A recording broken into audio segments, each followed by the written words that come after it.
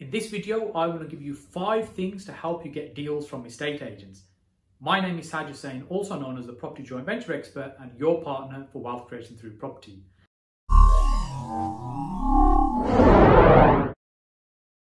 So as a property investor, it's absolutely our lifeblood to be able to get a continuous supply of deals. But how do we get these deals? How do we get a constant supply of deals when we're talking about estate agents specifically?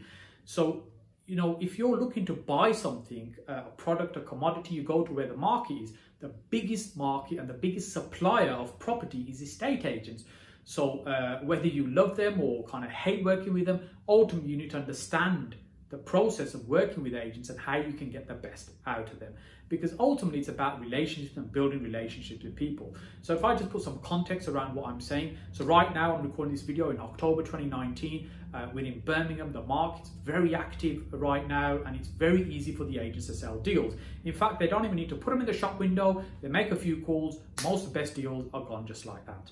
So how is it that you can get into that little black book we hear about, where the agent thinks of you first and rings you when they get that amazing deal, rather than it being somebody else? And by the time you looked at it, oh, I'm sorry, that deal is now no longer available.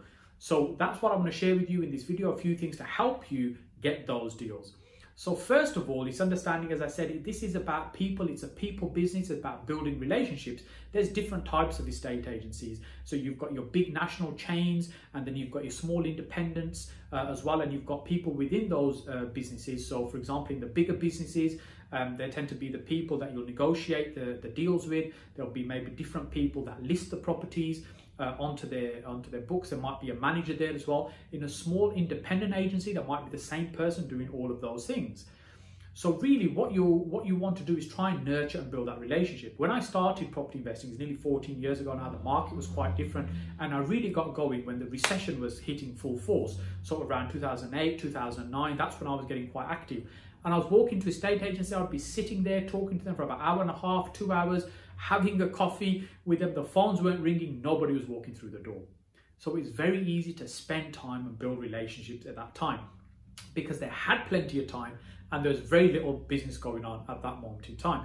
Right now, if I try to do the same thing, I just walk into an estate agent on the high street. So right now I'm just facing the high street here outside our office, and there's lots of estate agents, probably 6-7 estate agents on the high street there. And if I walked in, they didn't know me and I was trying to build a relationship with them and talk to them, it's much more difficult, because the market's so active. They're not really that interested in spending time with you because they can sell the deals, as I said, just like that. So let's talk about the things that you need to do to help you to get those deals. The first thing is really focusing on understanding them and what's important to them. So what do I mean by that? Well, if somebody, for instance, is in a large agency, quite often one of their KPIs, one of the metrics, the things they're recorded on, is how many viewings they're doing. So they just want to get people out to look at property, whether it's suitable or not. They just want to get out because they want to make sure they've got enough ticks in the boxes to show that they've been out there viewing properties. So it's understanding what's important for them, what's driving them, what they're ultimately looking for. Because they'll have a basic salary and they'll get a little commission on each sale that they make. That commission isn't very much at all. It varies from agent to agent, from agency to agency, but the amount is quite small. So it's volume. They want to be able to get that property agreed and move on to the next one. They're not really interested in spending a huge amount of time on it. So understanding what drives the agent. Now, you could go out, look at lots of properties. You want to use that time to build rapport, build relationship. This is absolutely important. On the other hand, if you're with a small agent that has maybe 1 or 2, 3 people in their office, and you start spending their time looking at lots of properties that you might not be interested in, they'll see you as a time waster very quickly, because they're not driven by doing lots of viewings. They're just focused on getting the property sold. So understanding the type of agent you're dealing with is really important, and getting out there to work with them and using the time to build a relationship. So if it's a case that you're going out, you're viewing properties, fantastic. The other thing is you want to be organized in terms of the information that you might need. So let's say, so let me put that another way. You want to be clear in terms of your criteria. So if you're looking for 3 bedrooms, 7 detached houses in 2 certain postcodes, that's what you need to be asking for within a certain price range. Now, some agents, bless them, they'll just bombard you with anything and everything that gets listed just because they want to sell the properties. They'll just send stuff across to you and you'll be thinking, this isn't right and that isn't right. but you want to give them some feedback on that. So the second step is you want to make sure that you're giving some feedback when you're out doing viewings, why something doesn't work for you, what you're looking for, and using words like, I'm looking for something that has some profit in it, for instance. They'll understand that. I'm looking for something where I can add some value. I'm looking for something which I can bring back to you to resell with profit. You know, they understand what you're talking about. What they don't want to hear is, oh, I'm looking for BMV property. What discounted property have you got? What property have you got that's below market value, that's 25%? That's the kind of thing somebody says when they've been on a property course for the weekend. Hey, they're all geared up, they're looking for deals, but they don't quite understand the relationship building side of estate agents. So the second thing is making sure you're giving them feedback as you're building this relationship. Now, what you'll also find is agents move around quite a lot. They don't stay in one agency. You might start building a relationship with somebody, 2 months later, find they've moved. You ring them up and the agent, they say, oh, they're no longer with us. How can I help you? Or such and such is now dealing with this. So it's important also to try and connect with them on social media, particularly LinkedIn. Because if you're building a relationship with an agent, you connect with them on LinkedIn, you're kind of building a relationship a little bit outside of just their normal work environment. And when they move to another agency, you've still got that contact. You haven't then lost their contact details. This is why you want to try and use social media to be able to connect and build with them. At the same time, if you can spend some time with them outside of the work environment, it's even better because you can really get to understand what makes them tick, what's important, what makes it work for them.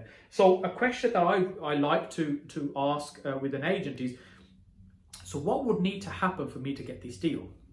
So you're kind of asking open-ended question, look, how do we need to work? How do we need to structure this? Now, let me just caveat that with something. There are, unfortunately, let's say, some rogue agents in our industry, in the property world, who do illegal things to get deals done. And I'm not suggesting that's what you do, just to be absolutely clear. But there are people like that in our industry.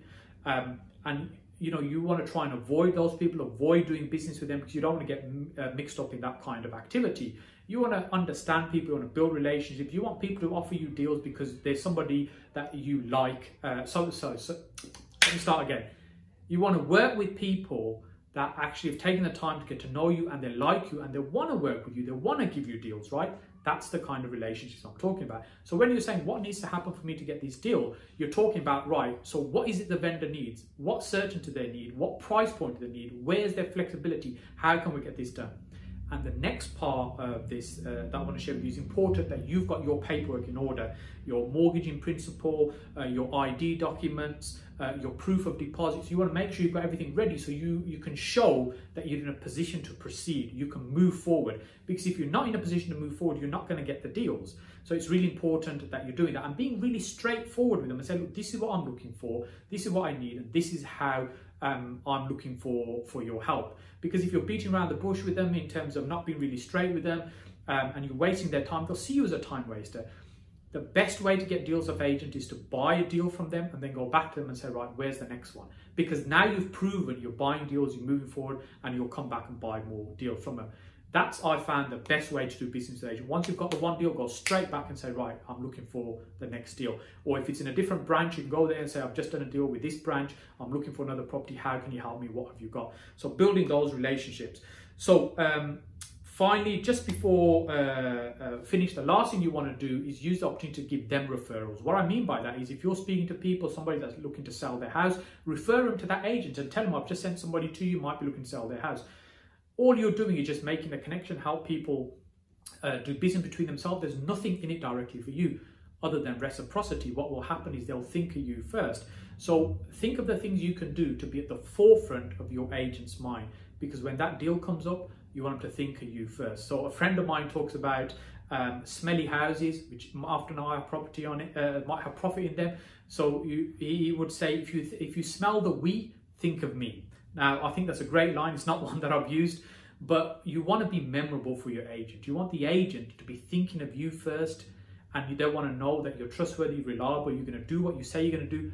That's the way to get the best deals. It's not about brown envelopes. Unfortunately, some of that does go in that industry. This is about building relationships with people so they want to work with you. So I hope you found this video useful. Let me know your thoughts and comments, and I look forward to seeing you again on the next video.